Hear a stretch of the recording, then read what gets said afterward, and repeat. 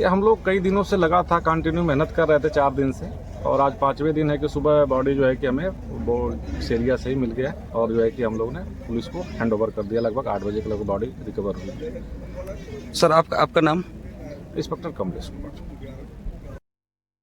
গত 4 তারিখ বিকালবেলা ছেলেটা আইছিল এখানে তার দাদুর সঙ্গে বড়ি বিক্রির জন্য, ফুল বড়ি বিক্রির জন্য এই নারকেলকুঞ্জ পিকনিক স্পটে। তো যেহেতু 4টার সময় পিকনিক বন্ধ হয়ে যায়, সেহেতু সে বাড়ি ফিরে যাইতেছিল তার দাদুর সঙ্গে নৌকা ঘুরে।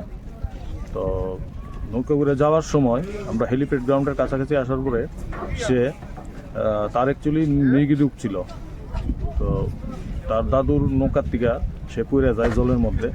পড়ে যাওয়ার পরে তার দাদু চিৎকার করে সবারে জানায়, এবং তখন এখানে স্থানীয় যারা এখানে বুট চালায় তারা, এবং পরবর্তী সময় আমাদের ফায়ার সার্ভিস এবং আমাদের disaster sub division disaster team অনেক খোঁজাখুঁজি করে, এবং পরের দিনও আমাদের এখানে এনডিআরএফ আসে, এবং এনডিআরএফ এসে অনেক খোঁজাখুঁজি করে।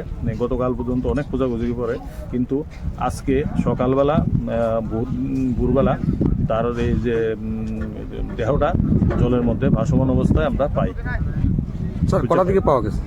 তো ভোর আনুমানিক, এটা তো ঠিক কইতে পারতেছি না, 5টার দিকে দেখছে যে ভাসমান অবস্থায় কিনারার মধ্যে পাওয়া গেছে। তো স্যার এই যে কিছুক্ষণ আগে আপনি বললেন যে ছেলেটা একটু অসুস্থ আছে, তার কোনো সার্টিফিকেট? তার দাদু দেখাইছে আমাদের। কি সার্টিফিকেটে কি? এটা অ্যাকচুয়ালি তার মৃগী রোগ আছে, চিকিৎসাধীন আছে। এর বয়সটা কত বছর? এর বয়স আনুমানিক 17। নামটা স্যার? এর নাম ধর্মজিৎ চাকমা। স্যার আপনার নাম? আমার নাম এসআই সুজিত দেবনাথ। আপনার পিএস? আমি রসিয়াবাড়ি থানা।